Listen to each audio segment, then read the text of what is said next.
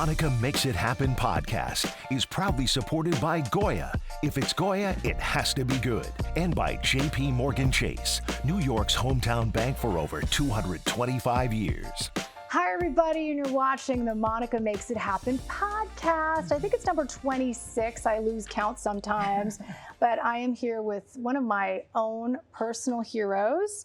I met her, I think it was 3 years ago. And when I found out about you, her name is Sherry Tucker, by the way. She's the CEO of WellLife Network. If you don't know what WellLife Network is, hopefully you'll Google it, you'll try to research, because what they do is they find housing, supportive housing, and services for our most vulnerable here across our area. Now, her own story, though, is what really got me to want you to be on my podcast. Yes. And every time someone sits here, it's almost like I learned something I've never known, and hopefully my viewers too. We don't get to do this on television very much, and that's why I do these things. Yep. And Sherry, there's a real personal story I think a lot of people connect to as to why you devoted your life to helping the most vulnerable through your own personal pain, and I hope you can share that with us. But so we're going to talk about your story, talk about WellLife and the exciting new housing, because our audience always loves housing, but then also talk about a speed round. We do this like speed round with all these questions at the end, which hopefully you'll be comfortable doing. So I'll just throw you into it in the studio here. Very fancy studio, isn't that nice? Thank you, Pix11, for always hosting us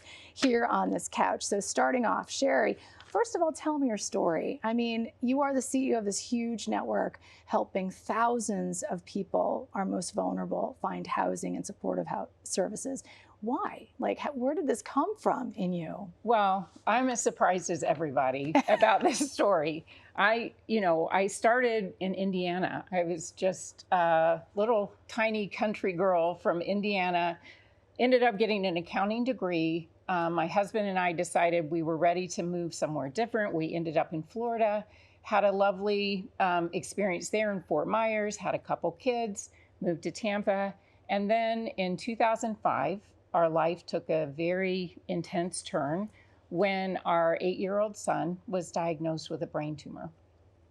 And these kind of events really impact life in a way that you never expected. You're put in a situation that you never thought you would be involved in, and yet you have no way of changing that. You just have to go forward. People say to me, I don't know how you did it. And it's like, you don't have a choice. You're just part of this situation. But anyway, my beautiful son, Zach, who was this ball of energy, the goofiest kid, smart, athletic, everybody loved him.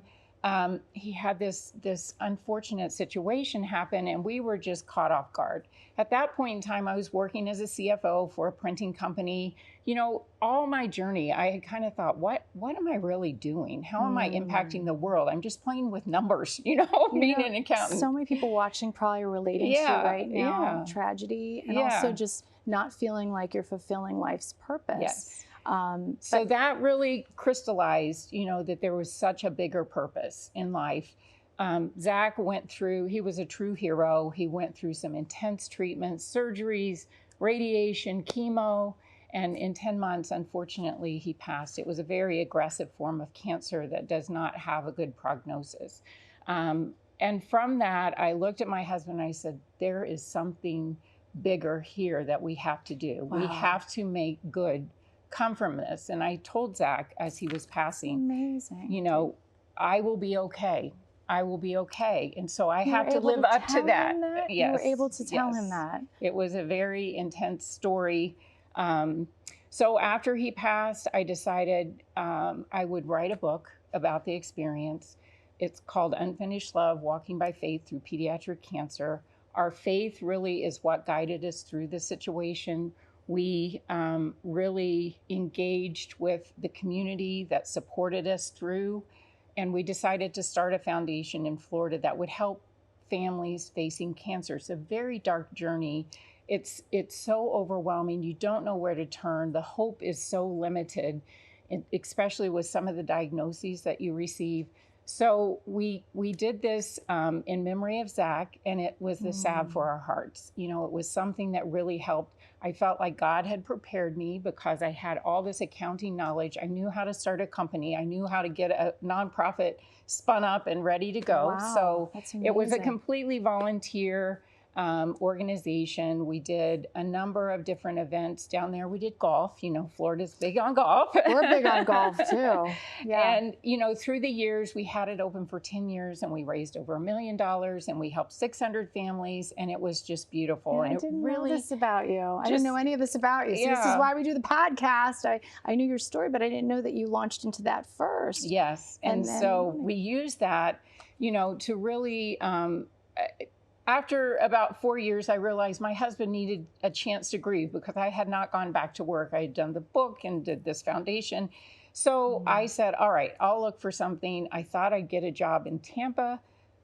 There was one that was very meaningful. It was to a foundation called the Children's Cancer Center. I thought this is perfect. Everything comes together. And then I didn't get the job. So I was very surprised and upset, and I was like, God, what is this? They I always thought say this was God's it. rejection, right? But God's he had protection. a bigger plan. Okay. Yes, a bigger plan. Much bigger. I mean, you're the CEO of Through WellLife that, Network now. there was an individual at that foundation whose husband needed help up here.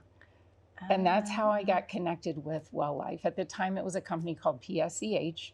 And so they asked me to come help them with their financial side of the house. They needed support.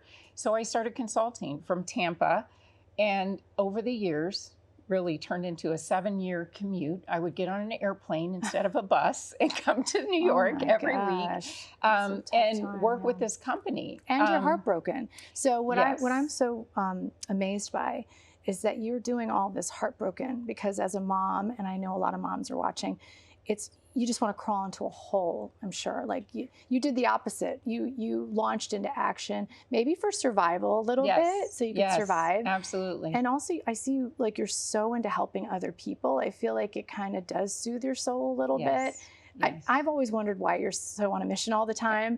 And then I found out, and I think anyone can Google you and find your book and hopefully buy your book and read your book and be inspired. But we're going to go to a commercial and come back. And I want to talk about the WellLife Network because now you're in charge of this incredible network of not just housing, but healing for so many. So that's after the commercial break. We'll be right back.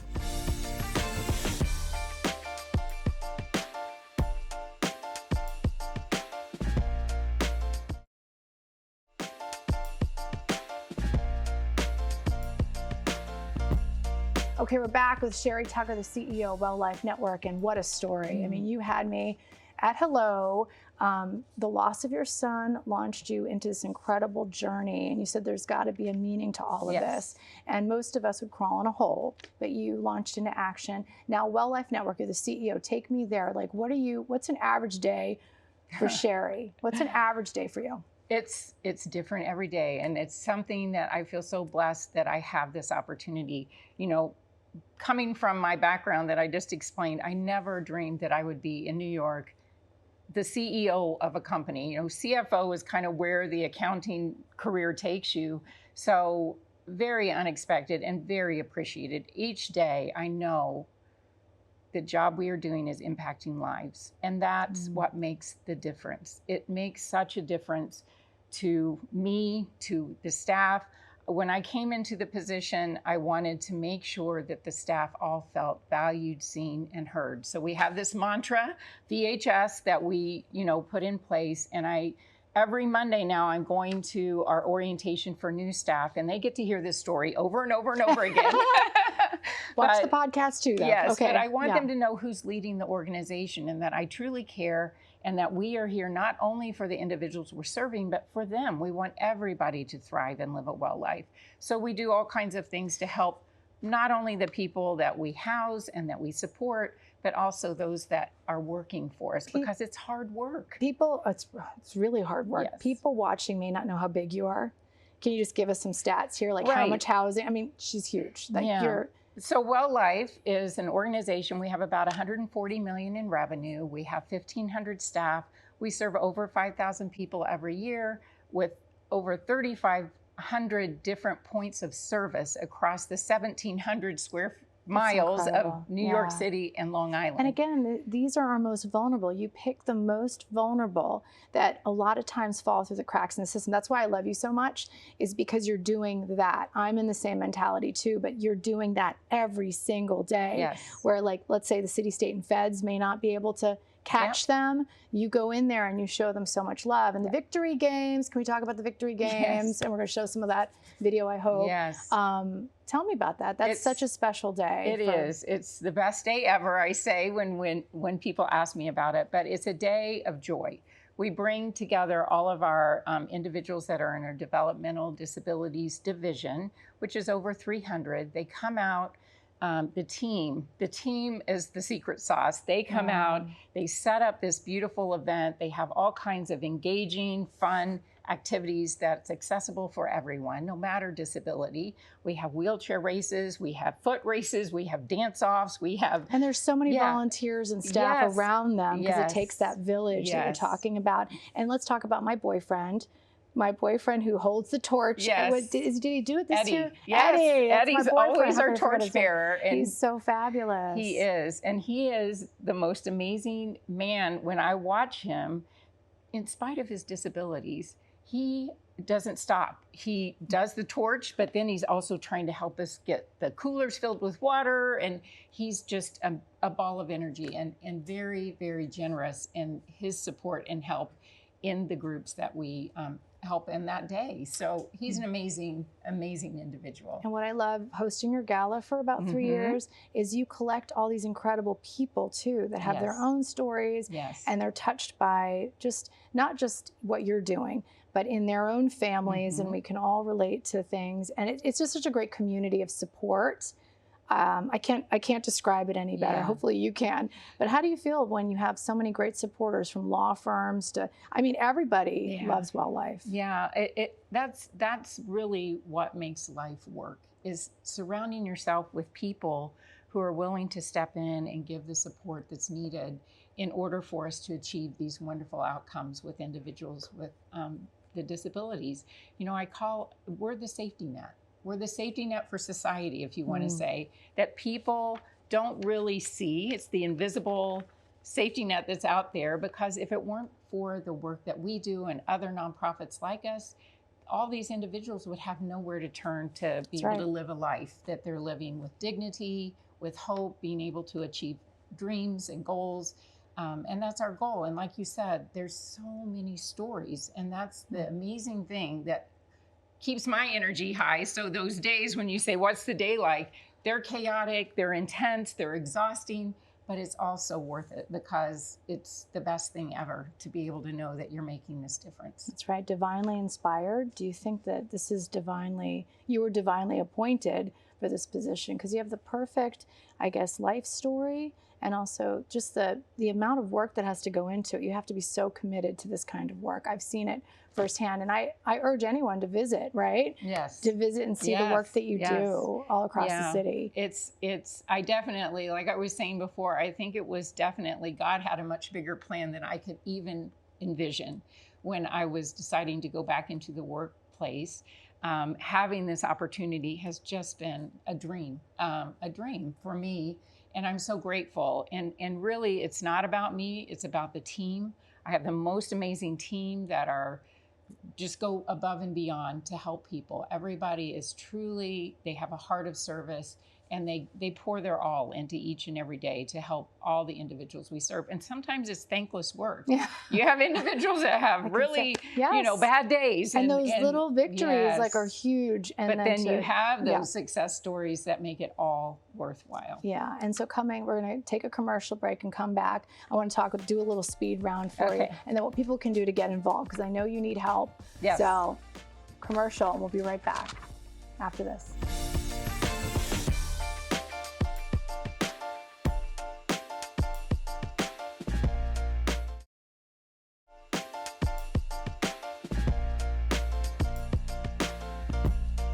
All right, we're back with Sherry Tucker, the CEO of WellLife Network, my own personal hero and a community champion, really making it happen for so many in our area. Tell me a little bit, this is our speed round, but first, before we launch into it, what is next? You have all this exciting stuff to tell us about, like new victories.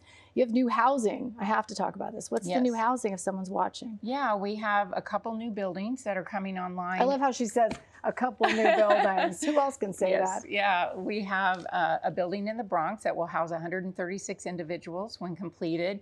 We're getting ready to top it out, and then we will open it hopefully around October, November of next year. And then we have one out on the island in Medford, which is 67 new units for people to enjoy and live in. And that one will open probably about mid-year next year. So we're very excited about that. We have other properties. We have one in the Bronx, Brooklyn, and then one in Queens that we're working on to try to get them ready to go. We need a map to see where Sherry is. Where's WellLife? We have a beautiful map with over 3,500 points of service across the areas that we serve. I was going to say, it looks amazing when you see the actual map. Is that on your website? Because I remember seeing that at the dinner. We can make sure that you get that. Okay, I love make it happen immediately. I mean, the message really is for people too that, you're a resource. But it's also, help somebody. Yes. I get that feeling. I'm so inspired myself when I meet people like you. You can do something in your neighborhood immediately. Yep. Volunteer, give. Yes. This is a really tough time for funding. Yes. For organizations like yours. Absolutely. What can people do? We have a lot of, as everybody's aware, the big beautiful bill from Washington has really impacted some of the things that we do. Right now, we are really emphasizing the need for people to support us. We do get funding from the government agencies, but we need the support of the community to do the work that we're doing. So we hope people will look us up, WellLifeNetwork.org, come out to our 5K race that we talked about before, but we also can use volunteers, people that have special talents they want to share. Please contact us and we'll put you to work. Now, there's a speed round. Your biggest achievement, Sherry, your biggest achievement? The biggest achievement, I think, is the work I'm doing right now. Being able to really change lives each and every day. Biggest regret? Do you have a regret? Biggest regret. That's always the toughest question. Wow. I know. My biggest regret not is loving enough. Not loving enough. Let's do that. Sherry, she loves enough. You're a love bug. That is so true. What is one thing that, if you had a motto or a mission statement to live by? Because for me, it's never, ever, ever give up. Yes. Sometimes I go a little too far. Okay, I'm just letting you know. Ask people close to me. But what's your favorite motto? What do you live by? Yeah, I think it would be don't waste a day. They're a gift. Each one of them's a gift that we're given, and we never know, what tomorrow brings. We saw that through our journey with Zach. Never expected to be in a circumstance where we were facing such a dire situation with our child. And it really makes you understand the ordinary, normal days are the most precious gift you can ever have. Yeah, and I think that's the most inspiring thing about you is that you give us all so much hope. So if someone's watching and they're going through loss, do you have any, especially grief? Because I know we're all secretly sometimes dealing with grief behind the scenes, and we don't want to talk to anyone about it. Right. So anything that you can tell someone if they're going through, because it's not natural to lose a child. No. There's nothing about it. So what do you tell someone if they need help right now? What would you tell them? Well, actually, my husband and I run a grief group at our church. It's called griefshare.org. It's a great resource for people. It's across the country. It's virtual. It's in person. There's many different options. But that's the message. Don't go through grief alone. It is such a journey, and people feel burdened when they know that people around them don't want to hear their grief story. But when you come to a group with people that are going through that same journey, you're in a safe space. You can share your heart. You can tell, what's going on in your mind, and you can hear that it's all normal in a grief situation. Grief is hard. Well, it's very hard. Your husband is your biggest fan, and he was telling me some stories about how you actually move people. You really get down and dirty. You help in all different, because you don't think about that. Sometimes you have to pack boxes. Just that, is so hard, and that you're there for them. So it's really a network, another network. Yeah. How many networks do you have? We only have one network. Well, I have to say, I said the Tucker Moving Company is closed because he gets a little he said no more overindulgent on, we can do that. It's a little, but it is the most gratifying and satisfying thing to know that you're helping people achieve, things that they don't have the capability of doing on their own. All right, so I have to ask you this question just to wrap this up. What is one thing that Sherry would love to do, like a dream bucket list thing that you're still wanting to do? I'm just going to get real personal now. Is there anything that you like, or a connection or that we can make happen for Sherry? I don't know why I just thought of that. Yeah, but well, is there anything that you want? I mean, I'm living the dream. I can't really complain about my life. But I love to travel, so obviously I'm always trying to travel. That's next on the agenda. I'm trying to. You don't take vacation. I don't see you taking vacation. I take a lot of vacation. You do? I Okay, do. I good tell for my you. staff it's so important. Yeah. You've got to have self-care. You've got to take care of yourself. Health. Yes, and getting away from the situation for just a few days allows the creation of new ideas and really being able to reset and come back refreshed and renewed. So I believe in vacation. Yes, me too. You got to do that. And sometimes the best ideas come on vacation, right? Yes, absolutely. Yeah, sometimes in the shower too, when you're just away from everybody. But Sherry, thank you for the work that you do. I can't tell. You are a Pix 11 community champion. Where's my awards? We're going to start that back up again. We've been doing this for years, but you're incredible. And please, once your family, you're going to be back on the couch a million times. And thank you for watching. Always don't forget to watch Pix 11 News at 5:45, 6:45 every single night right here on Pix 11. Thanks for watching on YouTube. You can always watch us on YouTube. We're making it happen together. See you next time.